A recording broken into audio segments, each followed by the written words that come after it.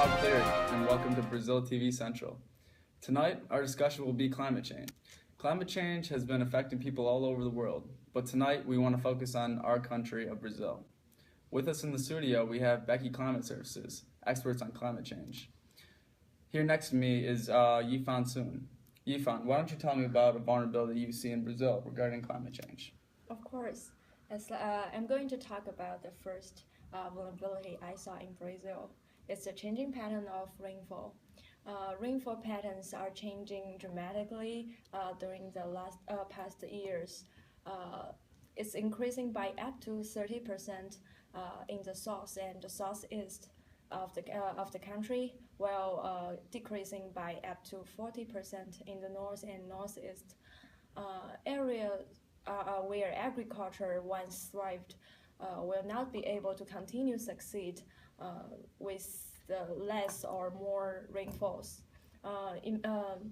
Economically, Brazil will export less crops and foods, resulting in a loss of wealth.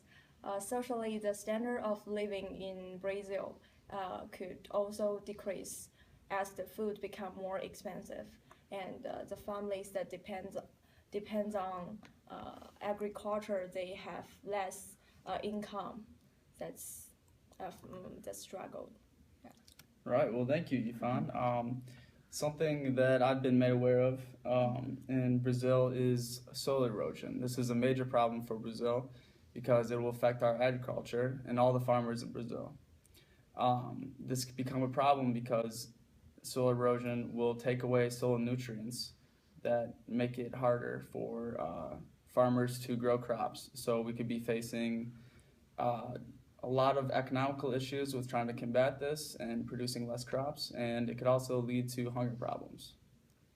Okay, I will talk about another vulnerabilities. It's rising sea levels, and this is a problem that displays people living on coast. The long-term sea level of the relative mean sea level indicate in the Brazilian coast it is increasing at a rate of 4 millimeters per year, or about 50 centimeters per century. And rising sea levels may cause great impact on mangroves and increase the frequency of floods on near coast cities, which result in a large amount of citizens relocation in those coast area. Economically, Brazil will face with a great loss in traveling industry, yeah, because of the sea level rising. That sounds like a major issue. Another thing I was made aware of is deforestation. As we all know, deforestation has been a big problem in Brazil, and it is one of the major vulnerabilities regarding climate change. What makes Brazil so vulnerable in this case is that we have the largest Amazon rainforest. So less trees means that there will be more CO2 in the air, which is more greenhouse gas, which will aggravate climate change. Not only will it aggravate climate change, but it also could result in a loss of habitat for species. So do you have another vulnerability for us? Yeah, I have. I'm going to talk about the temperature rising. The Amazon rainforest could become drier, making the rainforest the spontaneous fire more frequently. And Brazil is the 8th largest emitter of greenhouse gases, and the 3rd largest emitter in developing country after China and India, according to the 2000 World Resources figure. And those fire will release more greenhouse gases, which will lead to the global warming. Yeah, and also the increasing temperature will cause will cause a lot of disease happen among people. Well, I know when you speak of disease, that is another big vulnerability. The warmer temperatures create a good environment for diseases to spread. It puts everybody in Brazil at risk of an outbreak. Brazil is still a developing country, so we don't have the means to stop an outbreak, which is very frightening. But it's not all bad for Brazil. There are some opportunities that Brazil could take advantage of. Here to tell us about those opportunities is the next member of Becky Climate Services, Emily Pyro. Hi, I'm Emily. It's not all bad. There really are some opportunities by the changing climate. For example, Brazil can invest in mixed agricultural climate systems. Since 2008, Brazil has been the world's biggest consumer of pesticides.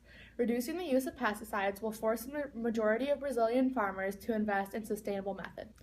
Investing in sustainable practices such as increasing biological fixation of nitrogen, reducing the pesticides, and increasing crop rotation will provide Brazil protection from climate change and benefit them in the long run. Another opportunity is that increasing global temperatures actually cause species native to Brazil to flourish. The flora of Brazil flourishes with higher temperatures, thus increasing the fauna and increasing species diversity. The third opportunity is that with warmer temperatures comes something called warm winter. This allows Brazil's agriculture industry to thrive. Having 2 harvest seasons increases farmers' productivity and increases the economy. Finally, a fourth opportunity that companies in Brazil will benefit from investing in sustainability. Because of this, Brazil can be an international leader. Agriculture is the leading cause of deforestation in Brazil. The loss of forest ecosystems changes the climate, which in turn affects agriculture. Companies are then forced to figure out how to practice sustainability.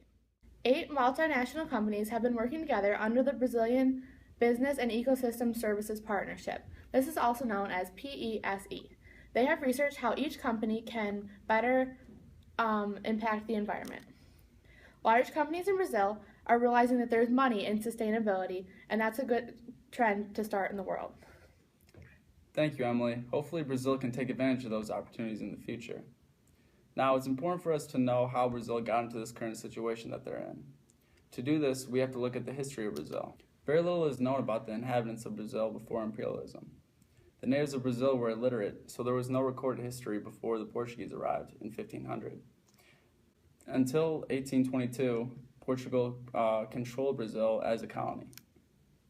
Once Brazil gained its independence, it found itself at a disadvantage because of Portugal's imperialistic rule. Portugal did not let them industrialize. Without any industry, Brazil was forced to rely on agricultural exports. Because of this, it led to over-farming, which led to high levels of deforestation and soil degradation. Eventually, the industrialization did hit Brazil, but it was not till the 1940s. And in the 1940s, heavy industries such as iron mills, textile manufacturing, and crude oil production took off in Brazil.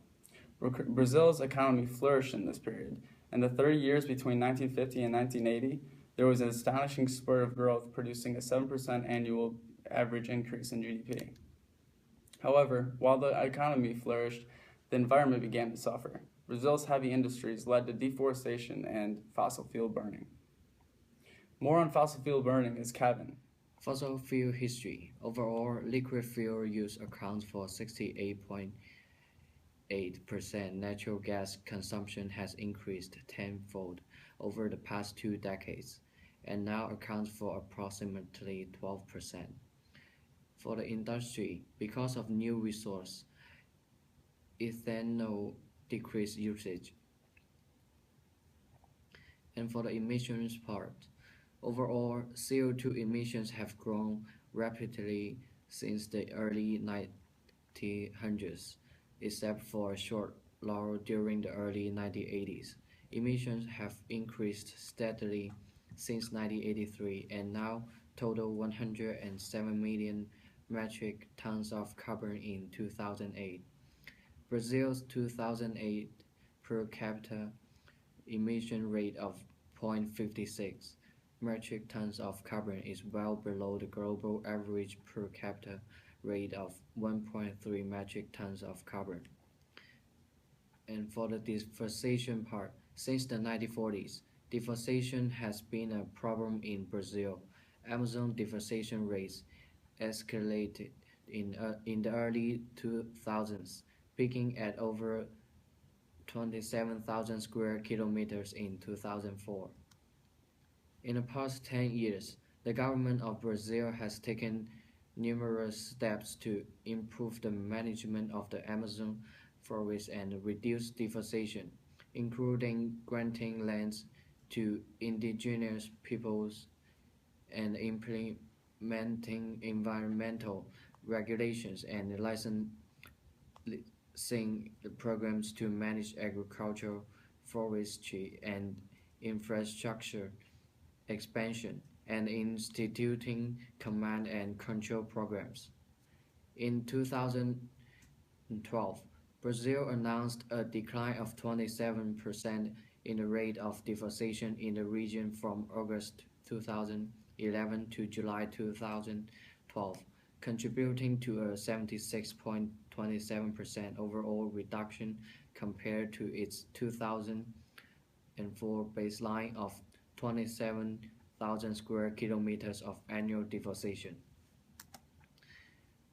And for the carbon footprint of dominant groups, from north of the Brazil, tourism and engineering, paper and cellulose industry are strong, and so is construction and tourism from hosting 2014 World Cup.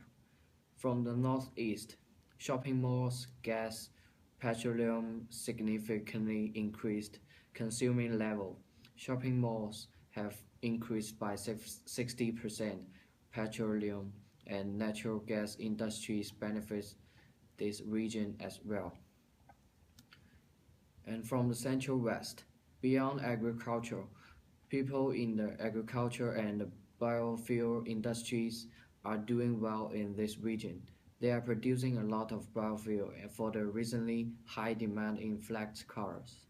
Farmers and ranchers have saved over 33,000 square miles of rainforest from clear cutting since 2004. From Southeast, high-profile professionals, this area is full of highly trained professionals using lots of emissions as well as where the airlines are located, also causing high emissions. However, some groups of people are not resilient. These are called vulnerable populations. Here to discuss is Emily. Climate change is the most detrimental to groups such as women, impoverished people, and indigenous people. These groups rely on natural resources and are very dependent on fresh water. With rising sea levels, there are many floods in freshwater areas that make securing fresh water difficult. Due to women's lack of say in politics and the poor and indigenous people's need to live off the land, it is very hard for them to adapt. Deforestation destroys homelands of indigenous people and strips them of how they know to live a sustainable life. They are very vulnerable if part of their sustainable life is removed. The government tries and often succeeds in trying to evict these people. Poor rural communities are also very vulnerable. They are disadvantaged in their conditions. Although agriculture is a very thriving practice in some areas, impoverished areas have poor resources and are left behind with the change. Back to you, Bob. Thanks, Emily. It's clear that climate change can affect us all in Brazil. So now an important question would be, what action has Brazil taken against climate change?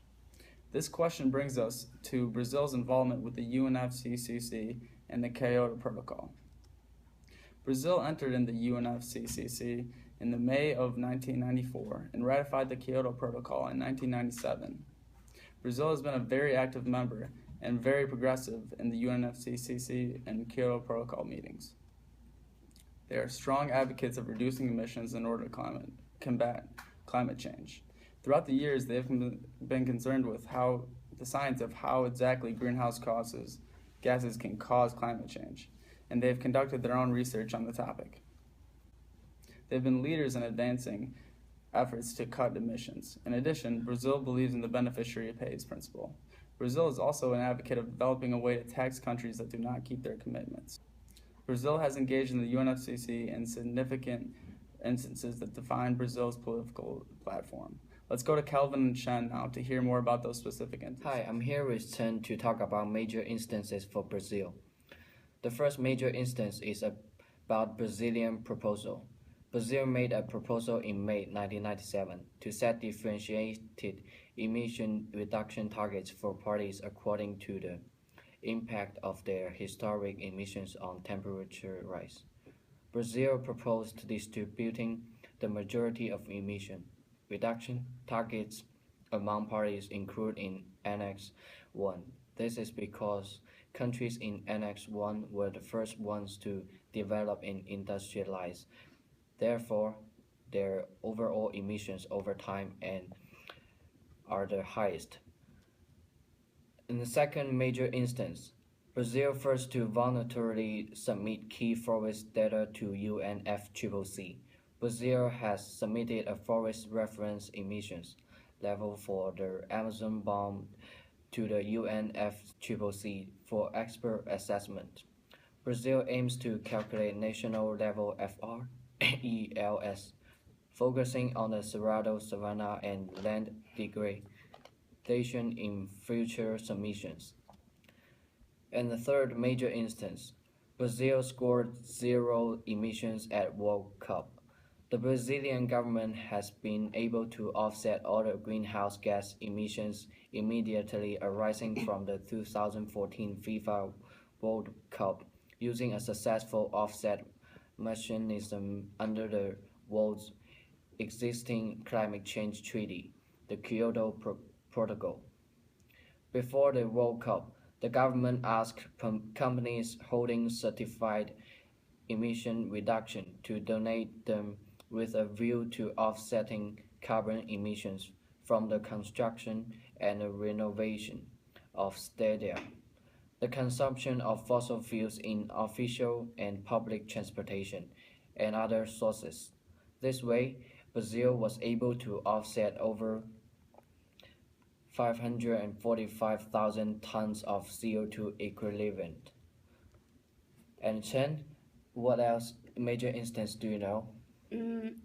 As I know, Brazil government also took two other political steps related to the climate change.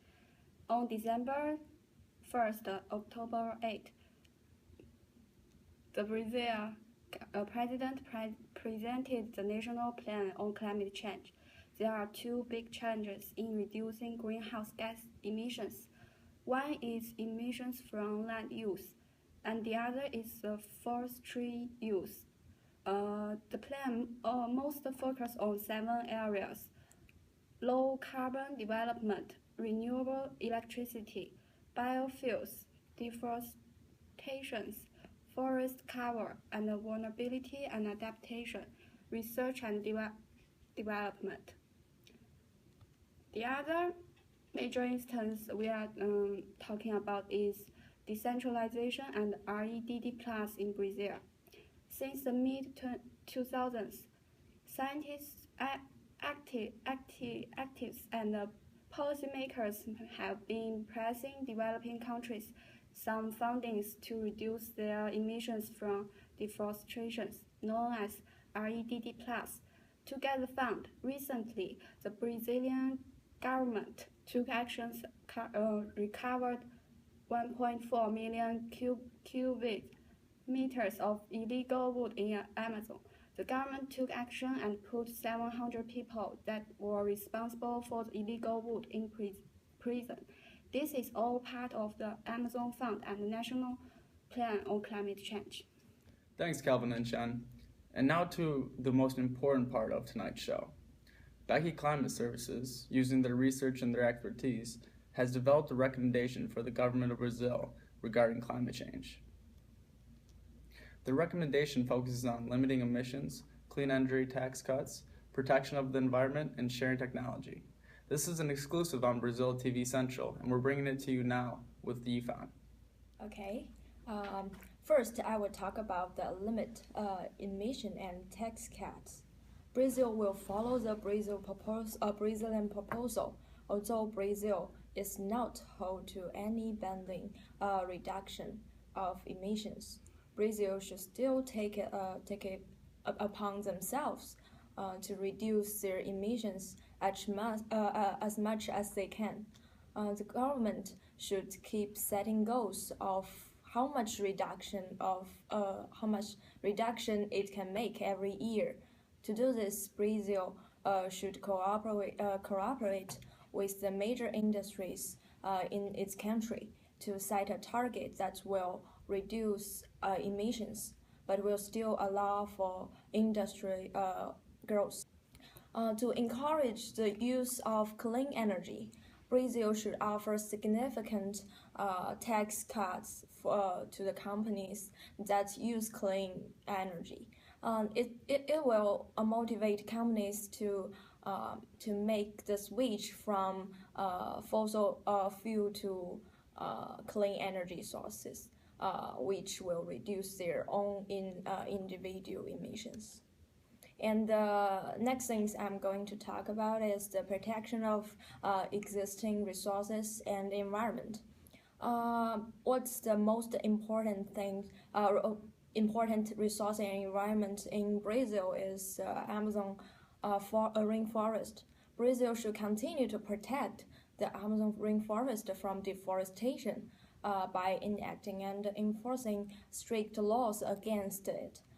Brazil can also use the Amazon Fund and can call on other countries to focus on deforestation. And the next thing is the tech and share. Appeal to the world to work together and share techniques of energy conservation. This way, all countries can learn from each other and exchange the most up-to-date technologies and techniques that promotes the reduction of emissions and preserving the environment. This information will then be shared with the people in Brazil and will result in them being better educated on reducing climate changing activities. Well, that sounds great, Yvonne, but aren't there pros and cons to this plan? Well, yes, there are pros and cons to this plan. Limiting emissions will reduce the amount that industries can produce. However, $10 to $80 million per year in fire-related damages could possibly be avoided. Also, the work required to build new clean energy sources will create jobs. The environment of Brazil will significantly benefit from the limiting of emissions. Having clean energy tax cuts will upset many oil lobbyists, but will discourage the use of oil and natural gas. There are concerns this could become a political issue in Brazil, but it will promote Brazil's climate goals. Protecting the environment and existing resources in Brazil is also very important. The RED program has a long payment schedule and will require a lot of legal action, but it will reduce the likelihood of deforestation-driven reductions in rainfall in the Brazilian grain belt. It would also reduce the likelihood of drought-driven energy sources. The slowing of deforestation would prevent the devastation of at least 5 ecoregions, whose ranges would decrease by at least 85%. Brazil has some challenges with switching to efficient technologies and educating their people about them. They are a developing country, and upgrading their technology will be a large cost. However, learning how other countries with emission reductions and climate change issues deal with climate change issues will give Brazil insight that they can use to further their own efforts against climate change. They can learn new strategies for their industries and receive new technology that will make Brazil more efficient. One game we play is the TEG game. In this game, countries choose to invest or produce. The lesson of this game is that countries have to cooperate to invest in climate change while still having a successful economy. Countries will do well if they can find a good production level and agree to keep it. The next game we play about the individual of each country get to make their own choice to produce or invest. The lesson of this game, individuals in developing countries are at a disadvantaged position. The last game we play is the intelligent game. This game is about the choice that each generation makes. The lesson is that early generations care more about themselves and will do what is best for them.